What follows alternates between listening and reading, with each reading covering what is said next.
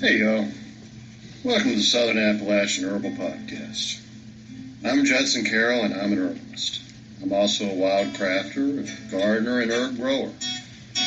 I'm coming to you from high atop the beautiful Blue Ridge Mountains of North Carolina, just a stone's throw from the Tennessee line, overlooking the Pisgah National Forest. Absolutely surrounded by the bounty of God's green earth. I spent most of my life wandering these mountains and learning about plants from the old timers and all sorts of characters. On this show, we'll talk about herbs and how to use them, how to find them, how to grow them, how to make preparations. We'll talk about a lot of things. We can also talk about permaculture, homesteading, foraging, and living off the land. Most anything, really. You can email me at southernappalachianherbs@gmail.com if you have a question or a comment. You can also contact me through the Grow Network, where I'm a regular contributor and a moderator for the forums. And my blog is, of course, southernappalachianherbs@blogspot.com. All right, y'all. I'm going to sit my guitar down and let's talk about herbs.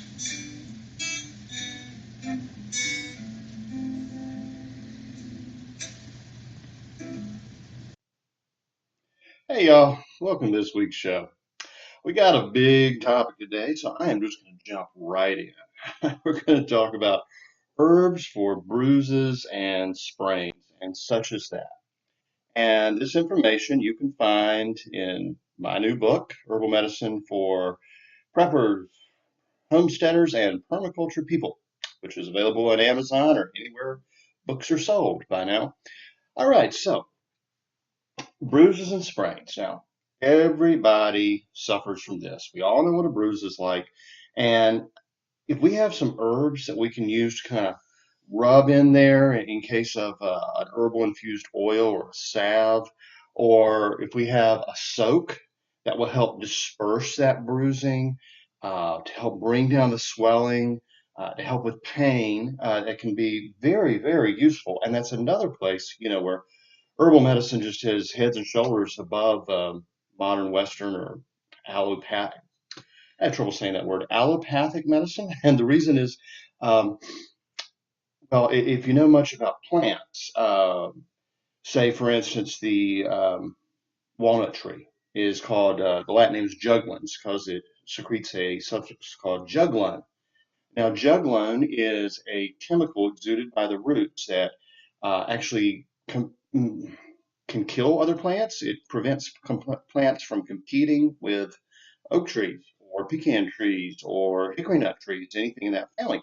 And that's called allelopathic. So sometimes when I'm trying to say allopathic, I end up saying allelopathic, and they're actually very different.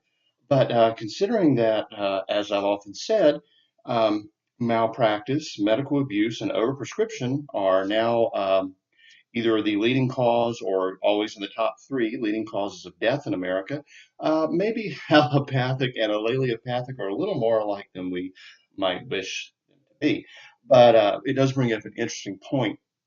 You know, a lot of vegans and people of that mindset are always like, why can't humans just get along with nature the way the plants do? Well, the plants don't always get along either, do they? There's competition in the plant world. There's competition for sunlight, and there's actually battles going on all around us that we never see, you know? I mean, that's why forests have these stages of growth. After a clear cut or a burn, you get certain plants that come in right after that. They're usually just annuals or weeds.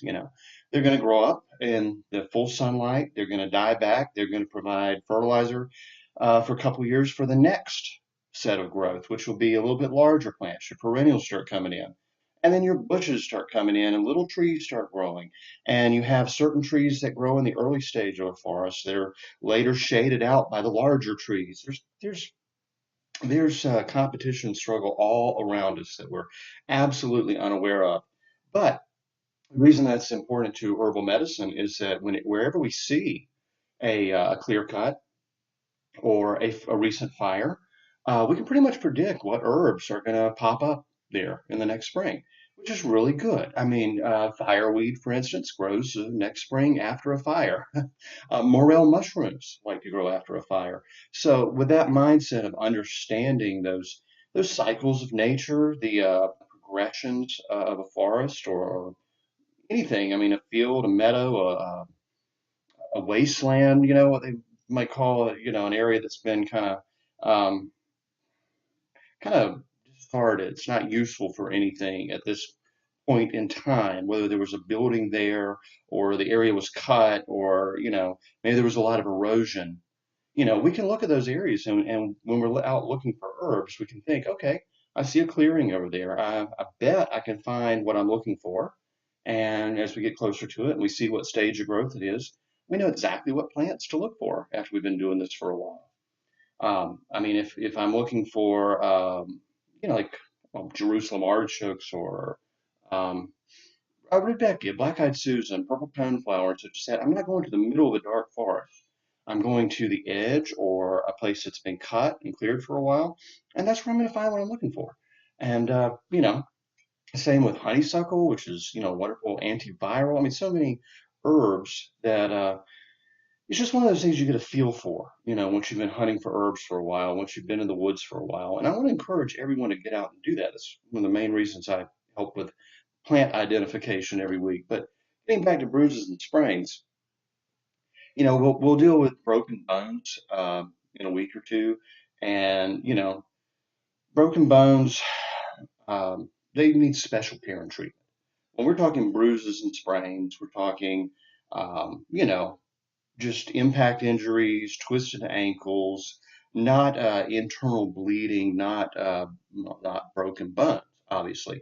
So these are often considered minor injuries, but if you've ever been in a car accident or, oh, I don't know, fallen down the side of a mountain as I have, you know that these bruises and sprains can be pretty darn debilitating, um, depending on how severe they are. Well, comfrey, as I said, is an excellent wound healer. It's not very useful for bruises and sprains. It has some use, but just as comfrey is for healing wounds, we have an herb called arnica, which is the go-to for bruises and sprains. Arnica is Arnica montana. I think it's absolutely essential to have on hand. You should have arnica growing in your garden. You should have arnica oil already made up. You should have arnica liniment already made up in your medicine cabinet. This is a first aid herb, okay? And it's not to be taken internally in most cases. There are just a very few instances where a very small amount of arnica might be used internally, but it's incredibly caustic. It's irritating when taken internally. You don't want to do that. You want to rub it onto a bruise or a swollen, a sprained ankle, anything like that. Um, I interviewed Tori Lee a few shows back. She's an herbalist and a homeopath up in Canada. And we talked a little bit about arnica. And she told the story of someone she knew who had been in a really bad skiing accident.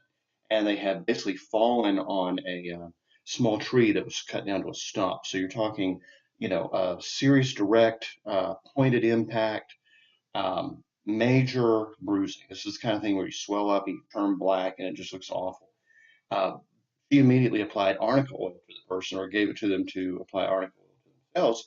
And the next morning, the bruise that had been black, purple, and awful looking had faded to light yellow, the last stage of a bruise. In fact, the spots they missed were still dark bruised, and you could see the fingerprints where the oil had been on their hand going into that area, and they just hadn't made it as far. That's how powerful arnica is for dispersing um, bruising, the blood that's coagulated there, and for reducing the um, swelling, and really just for taking out a lot of the pain and just the really the physical shock of the injury. Arnica is absolutely wonderful. Father Kunzel. His book, The Herbs and Weeds of Father Kunzel, was written around 1920, and it was only written in German and went out of print. And Jolanta Whittip and I did a modern translation with an herbalist commentary. So that's another one of my books I highly recommend. And I'm going to quote just a little bit from that. He said of arnica, he said it is recommended by all herbalists and especially by Pastor Nate. Now, that's Father Nate of the Water Cure, who was the most famous herbalist in the world at that time. He uses himself for wounds. It prevents suppuration and bleeding and accelerates healing. It also works wonderfully on sprains, dislocations, and swellings that result from them. His preparation for this, arnica flowers put in alcohol, and he would use a almost like a sun tincture. Herbalists don't do this a lot anymore. Some people really swear by it. Others say that the sun kind of, fades the herbs, oxidizes, I guess, the herbs a little bit. But Father Kunzel liked to make a sun tincture. He would put these dried flowers in the alcohol and sit in the sun. He also made infused oils in the same way. Look into that if it's something you want to do. If we were in a situation where you didn't have access to, a stove, um, it'd be a good option. I think I'm content basically to infuse my alcohols, my tincture, and my liniment just with thyme. Time, not THYME. But anyway, I let the alcohol pull the active constituents out of the herb. I usually put my tinctures in a dark cabinet away from the sun. We like to use sunlight to speed the process, we'll say. And some people really believe that that kind of energizes the herb somehow. So look into that. It's just sort of an interesting bit of folk wisdom there. He says arnica flowers are put into alcohol and exposed in the sun or otherwise to warmth for 10 days, then strained and the tincture is ready. Now, you see, 10 days, whereas to make a normal tincture, the way I would do it, sticking it back in a cabinet, you're talking 30 days. 30 days. In the case of open wounds, this tincture must be diluted with water so that you take 3 tablespoons per liter of water. So you can see it's very highly diluted. And he says it can be used unmixed for sprains. Next among the herbal remedies to which I would turn is Swedish bitters. Now, I've done a whole show on Swedish bitters, so I'm not going to rehash all of that right now. But Swedish bitters are absolutely powerful herbal medicine. There is two formulas. One's called the small Swedish bitters, and one's called the large or great Swedish bitters. The small Swedish bitters contain 11 or 12 herbs, and the large Swedish bitters contain over 20, 25 herbs. And the small Swedish bitters, you have aloe powder. That's the dried powder of the aloe plant, the mucilaginous liquid that comes out of the aloe is then dried into a powder. 5 grams of myrrh. Myrrh is a resin from a tree.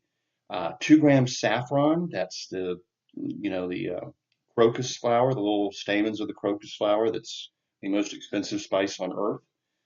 10 grams of senna leaves, 10 grams of camphor, that's another resin from a tree, um, 10 grams rhubarb root, 10 grams zedoary root, that's actually turmeric. Zedoary is an odd old name for turmeric. 10 grams of manna, 10 grams of Theriac Venesian. Now, that is a combination of 3 herbs, and one of those is valerian, and I'll think of the other two in a minute. That's kind of where we start getting to the interesting history of Swedish bitters. The Theriac is the oldest herbal formula known to man. It was a poison a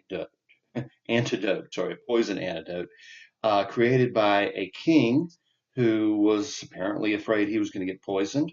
So he started experimenting on his prisoners, poisoning them, and then giving them herbs to see if it helped them. And he came up with Theriac, which is uh, this is a medicine that's been around since, well before the ancient Greek Empire. I mean, this is old stuff and it's tried and proven, and it shows up in the Swedish bitters. That's sort of probably the roots of the whole thing. 3 grams thistle roots and 10 grams angelica root. Now, no one knows exactly who came up with Swedish bitters. A lot of people think it may have been Paracelsus, the uh,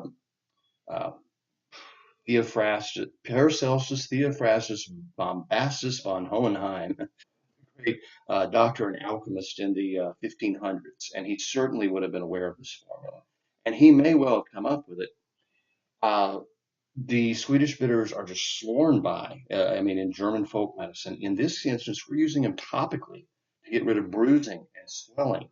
But taking them every day, there was the formula was recorded and handed on through the family of Dr. Samps, and apparently everyone in his family lived to be in their hundreds. And they said it was due to taking Swedish bitters every day. I take Swedish bitters every day. They are very strongly bitter. The camphor really hits you. But I think it's a cold remedy. I think it's an excellent remedy for allergies and indigestion. It's a good expectorant. It's sort of my all encompassing go-to daily herbal formula that I use. And I use the large Swedish bitters, which we'll get into in a minute. But Maria Treben just talked, she went over page after page after page of the uses for Swedish bitters.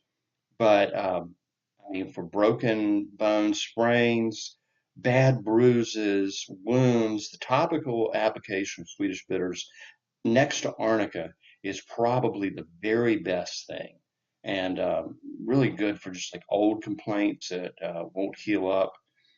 Let's get into the large Swedish bitters. Well, first of all, I'll read this to you real quick. This is the list of cures, let's say, attributed to the Swedish bitters. This was written probably 300 years ago. It says they are frequently breathed or sniffed at the base of the skull on a moistened cloth and applied to the head. They dispel pain and dizziness, strengthen the brain and memory, help dim eyes and take away all redness and pain. Uh, they cure pustulas and eczema. That's again applied topically.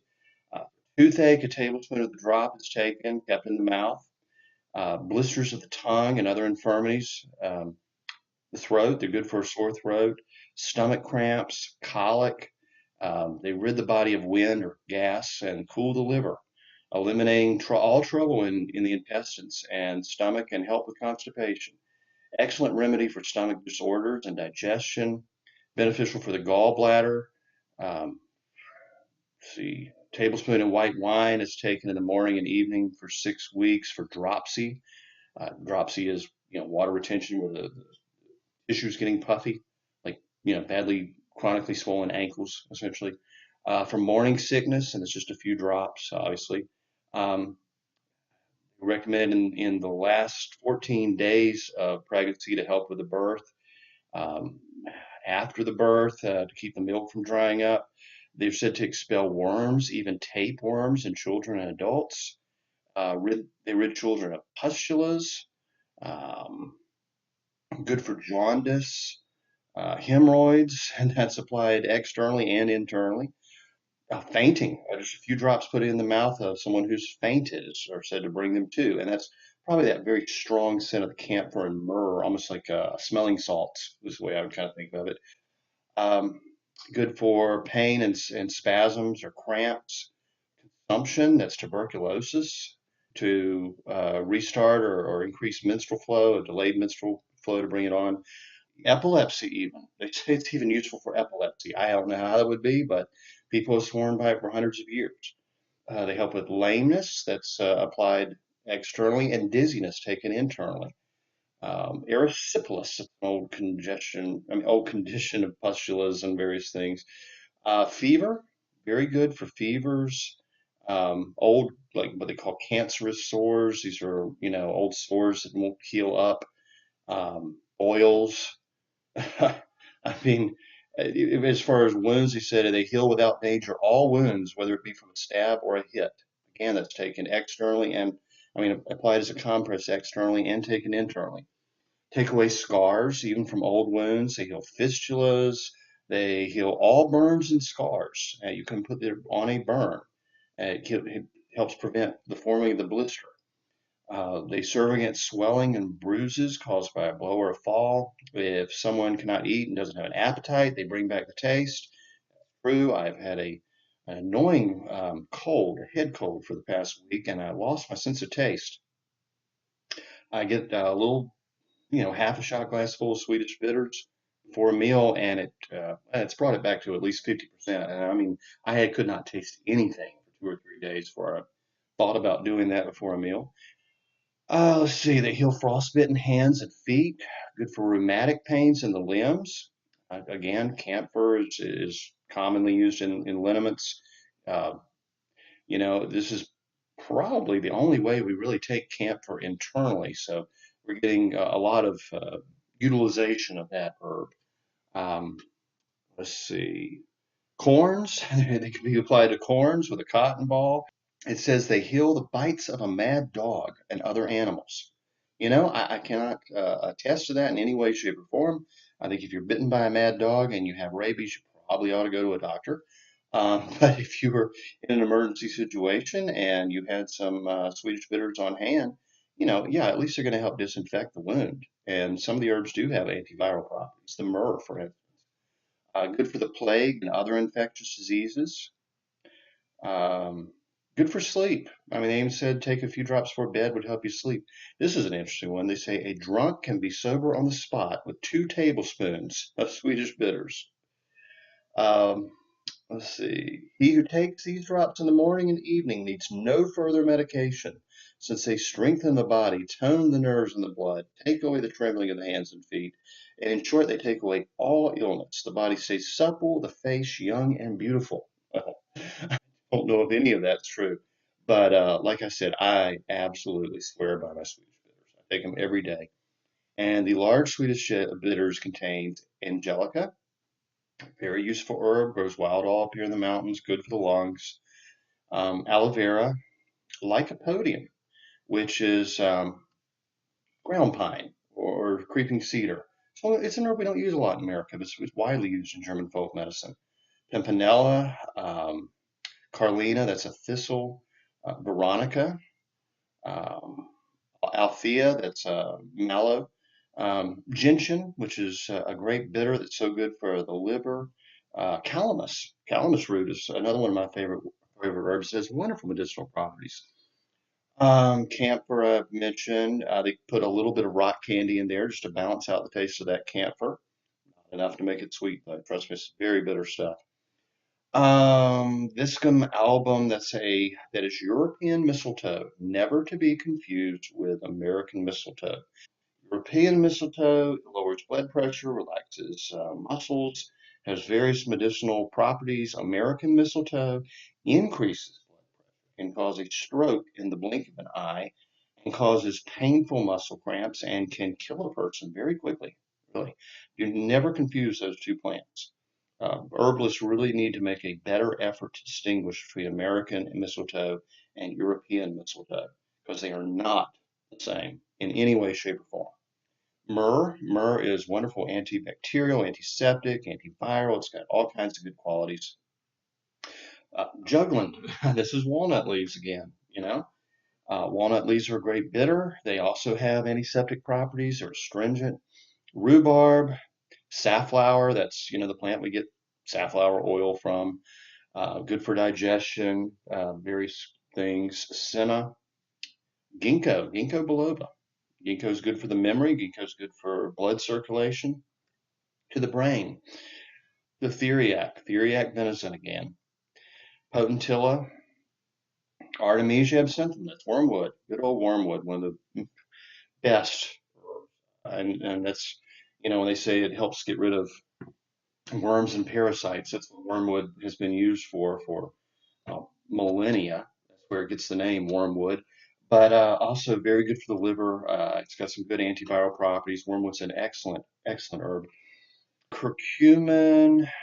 Let's see. Oh, here's the theriac. Theriac is valerian, cinnamon, and cardamom. So, two very popular spices, along with valerian, and considered to be a cure for poison.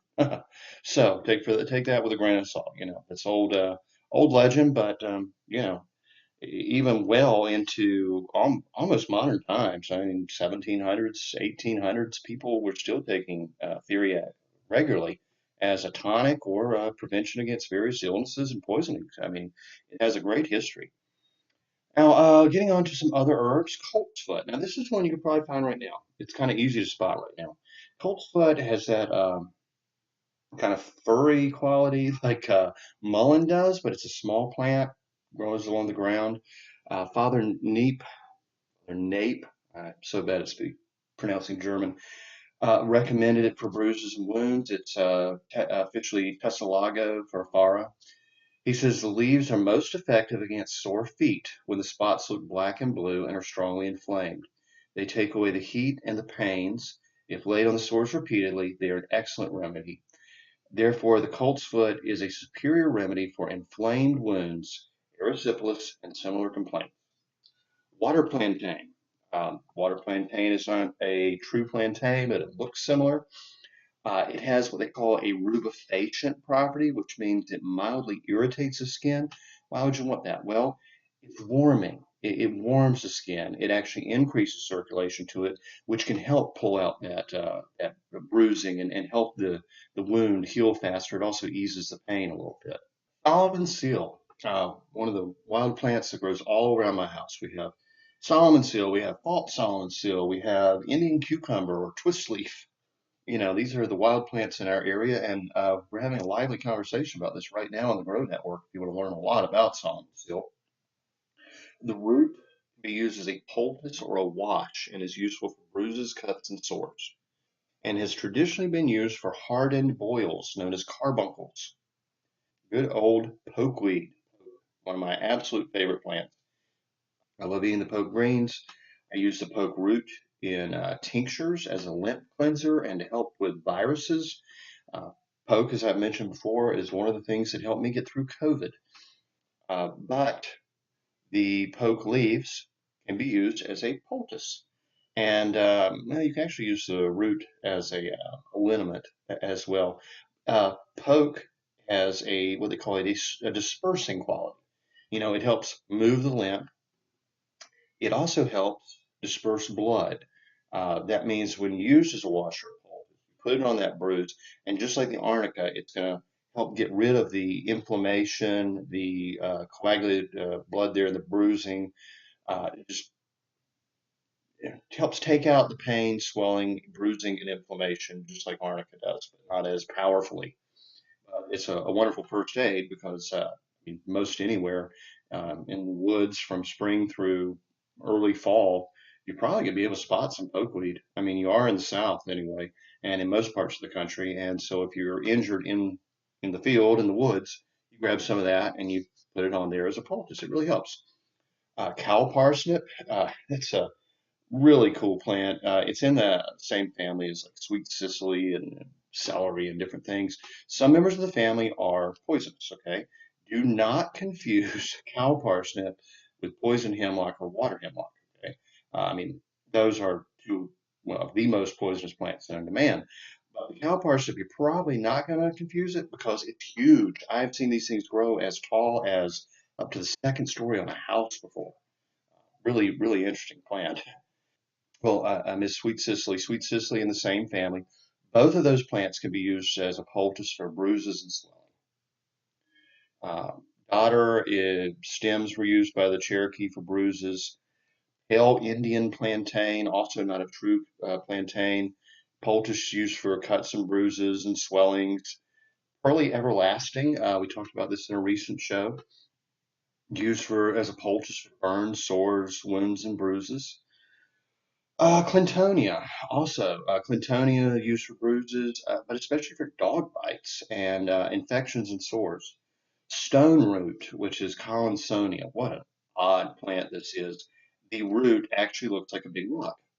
It's almost as hard as a big rock. It likes to grow near creeks, and if you spot the plant and you're not quite sure about it, dig around a little bit around the root because if you think you're pulling out a great big hard rock, you've got stone root. Such an odd plant, but it's a cool one.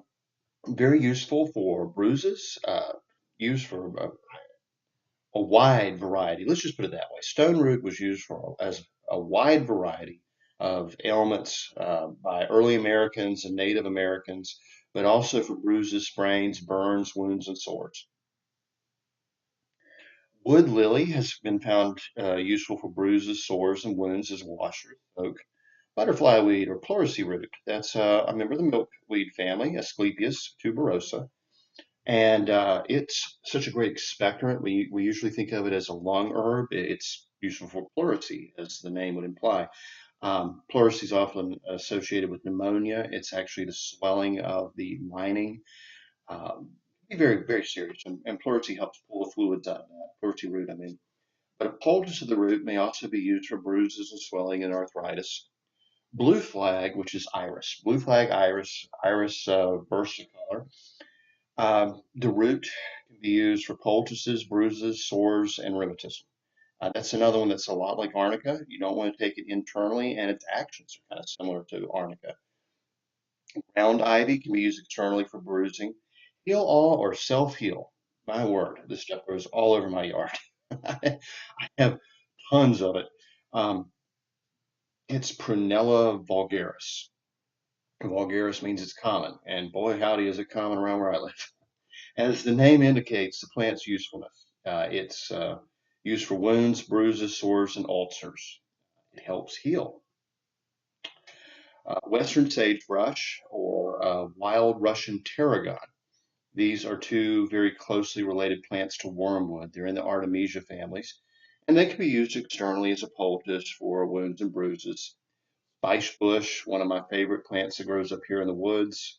Um, we usually use it as a nice, just a tea. It's just it smells like allspice. That's how you know if you found spice bush. But the oil from the fruit is useful as rubbed into bruises and for arthritis especially. Rattlesnake fern has been used by Native Americans as a poultice or salve for wounds, sores, and bruises. Many ferns are useful for joint and muscle pain. And I did a whole show on that.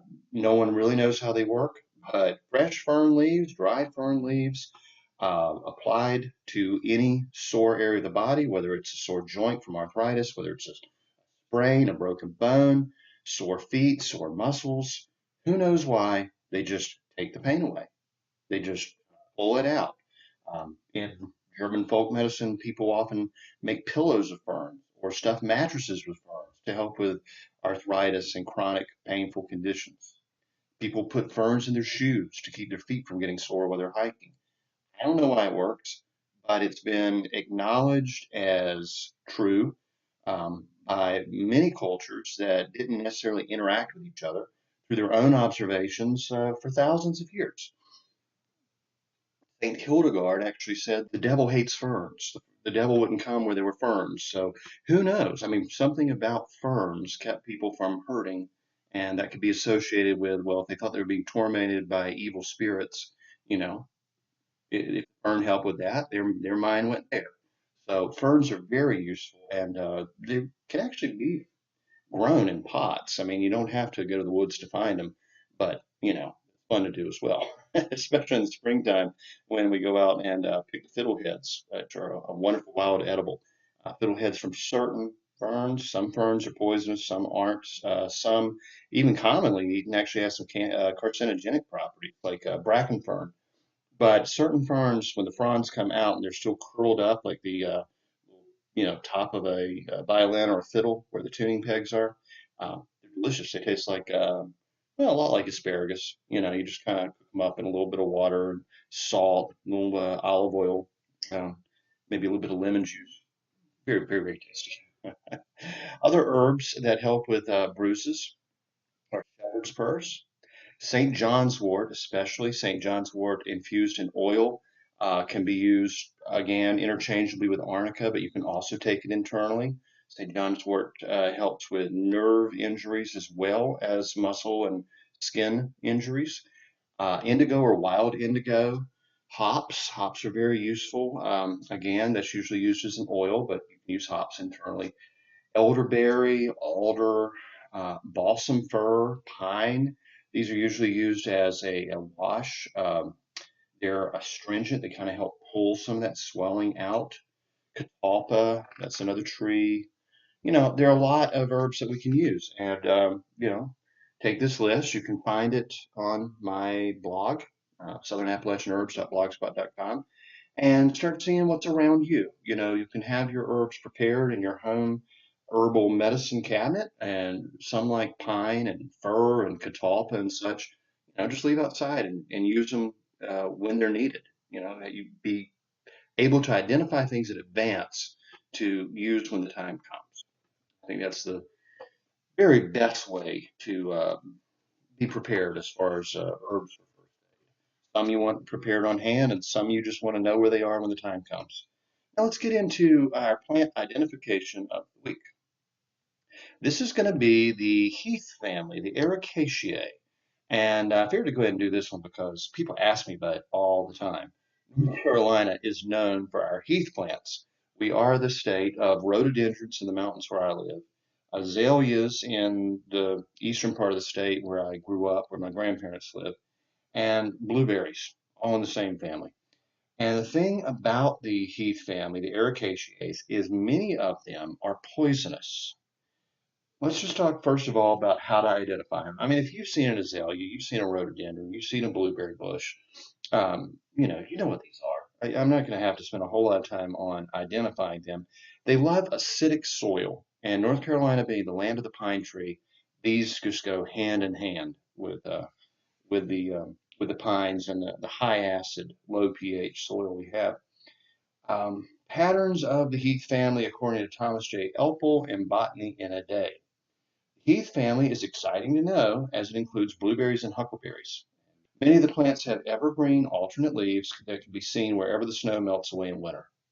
The bisexual and regular or neatly regular flowers have four or five united sepals, four or five united petals, often in a bell shape and in white or red in color.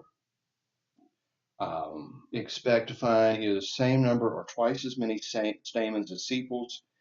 The ovary is positioned superior or inferior and has a number of chambers. It matures as a capsule or a berry, and rarely as a drupe or a fleshy fruit with a stony pit. When you've identified the plant as a member of the Heath family, yeah, it's pretty easy to do. I mean, rhododendrons have the long lanceolate green leaves that stay green through the winter, and big, beautiful uh, magenta or white or even yellow in some cases flowers in the summertime. We've got the mountain laurel. We usually have a very pretty pink, like star-shaped flower, white with pink accents. The purple and bright magenta flowers in the rhododendron, and then like the mountain azalea or the flame azalea, it's like fire orange or yellow. It's a beautiful plant. And then the azaleas, their leaves die back. They turn brown in the wintertime, but their flowers in the summer are fuchsia, purple, magenta, white. Again, just gorgeous plants. And then, blueberries and huckleberries. We have 15 varieties or so in North Carolina. We've got the wild ones in the mountains. So there's berries are called buckshot blueberries because they don't get any bigger than buckshot. And then we've got all the improved versions that people grow on farms all throughout the state. Big, huge blueberries, absolutely delicious. But we have to make this great distinction because the mountain heather, for instance, the rhododendron, mountain laurel, these are poisonous plants. The blueberries are not. The blueberries are useful, but in those we have like kalmia. That's the swamp laurel. Find that in swampy areas throughout, well, throughout my region at least, in a lot of places. It has a toxic substance that can be used in small doses as a sedative for neuralgia. Here's the thing: Native Americans drank a tea of the leaves to commit suicide. So, while it could be potentially useful if you really knew what you're doing, don't drink a tea made from the leaves of the swamp laurel. You'll probably die. And apparently, it was a pretty nasty way to die. It was considered a real way to punish your enemies or maybe do penance for whatever you'd done wrong that made you want to commit suicide. Ledum is Labrador tea. Now, this closely related member of this family, closely related to the poisonous swamp laurel, was used very often as a tea by early Americans. It contains the volatile oil ledol or ledum, which is mildly narcotic with the potential to cause abortion, heart palpitations, drowsiness, and paralysis if used in excess. However, it is not readily soluble. So people would make a tea of this when they couldn't get tea imported from Europe. And unless they drank a whole lot, or unless they added alcohol to it, or steeped it, boiled it at a very hot temperature, they weren't really getting the toxic effect out of it. Medicinally, this tea is antispasmodic, diuretic, diaphoretic, and expectorant. You've got the rhododendron. Uh, yeah, don't make a tea. Don't eat anything off the rhododendron. It has that same slightly narcotic property, and every year, just like the kids around here go out looking for Jimson weed, and half of them end up insane, and half of them end up in the hospital. Some of them go out and try to smoke rhododendron buds, and yeah, it makes them a little high. It also makes them very sick and makes them turn green.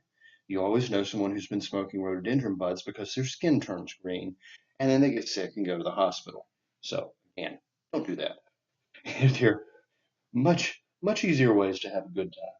Okay, mountain heather, not one you want to mess with. Beautiful plant, absolutely beautiful. Grows up around Grandfather Mountain, just gorgeous. And now we'll just get to the blueberries. Now the blueberries are very useful, and not just the fruits. The blueberries have medicinal properties. Um, and then they're not all just blueberries. You've got madrone. Madrone is arbutus. Berries are edible, not really good. This is more of a medicinal one. Medicinally, the plant contains phenol glycosides and tannic acid. So it's an astringent. You've got kinnikinick. Again, not a very tasty berry at all, but kinnikinick or bearberry, or also been called manzanita, but it's not the same as the manzanita you see in the Mexican spice section. Manzanita, or kinnikinick, I should say, was often included in Native American smoking mixtures along with tobacco.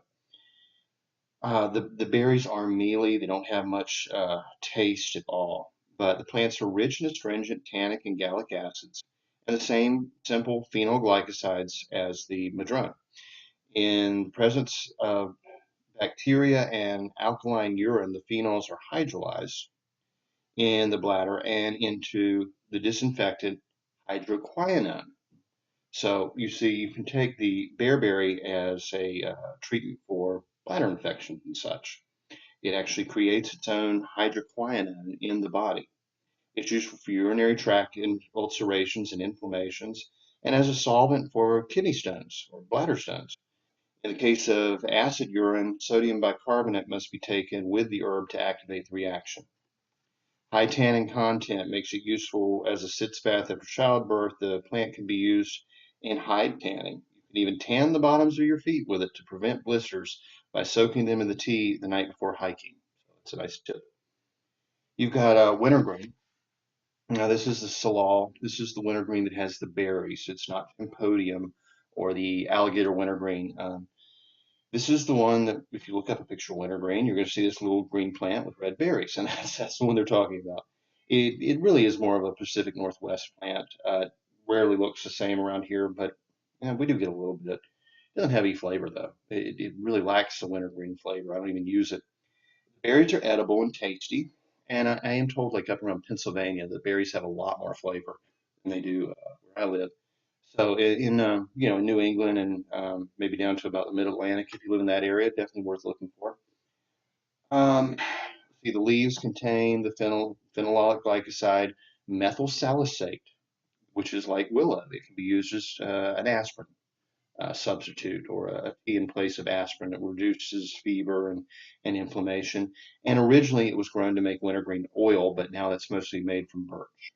The sourwood is in that family. Sourwood is not a very useful plant medicinally, but it grows like crazy in the mountains of North Carolina, and it's where we get our sourwood honey, which is probably, in my opinion, the second best honey. I love the Tupelo honey that my great grandfather's bees used to make down in the swamps in North Carolina.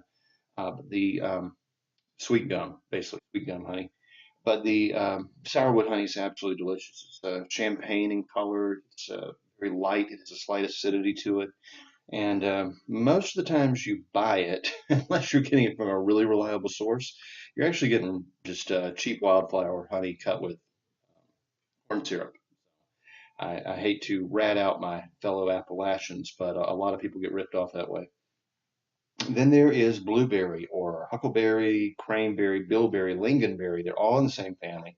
They're the Vicinium members of the Ericaceae family. Medicinally, the plants and berry are mildly astringent, diuretic, and sometimes act as vasoconstrictors. The berries of the tea and the plant are thus useful against diarrhea. The leaves contain quinic acid, which may inhibit the formation of uric acid. Excessive uric acid in the urine can lead to both gout and formation of kidney stones. A cup or two of the leaf tea every day of the blueberry can lower the sugar level in the blood and urine. The berries and plants alike are rich in flavonoids, which are consumed for their antioxidant effects. Bilberries benefit night vision by increasing the number of purple receptor rods in the eyes. All right, so that covers the Ericaceae. Again, very useful, wonderful plants if you grow wild like they do around here. I look for them every year and try to get to them before the birds pick them clean. And blueberry leaf makes a very nice tea, and it's a very pleasant remedy for diarrhea, upset stomach. But you can also make a nice wash and soak out of blueberry leaves, which is good for sore muscles and sore joints and all that. So we've just kind of come full circle. That's when you could actually use for some bruising and soreness as well. All right, y'all. Have a great week. And I hope you enjoyed the show. Remember, get in touch with me whenever you have any questions. SouthernAppalachianHerbs@gmail.com, and I will see you next week. Have a good one. The information in this podcast is not intended to diagnose or treat any disease or condition. Nothing I say or write has been evaluated or approved by the FDA. I'm not a doctor. The U.S. government does not recognize the practice of herbal medicine, and there is no governing body regulating herbalists. Therefore, I'm really just a guy who studies herbs. I'm not offering any advice. I won't even claim that anything I write or say is accurate or true. I can tell you what herbs have been traditionally used for. I can tell you my own experience and if I believe an herb has helped me. I cannot nor would I tell you to do the same. If you use an herb anyone recommends, you are treating yourself. You take full responsibility for your health. Humans are individuals and no two are identical. What works for me may not work for you. You may have an allergy, a sensitivity, an underlying condition that no one else even shares and you don't even know about. Be careful with your health. By continuing to listen to my podcast or read my blog, you agree to be responsible for yourself, do your own research, make your own choices, and not to blame me for anything ever.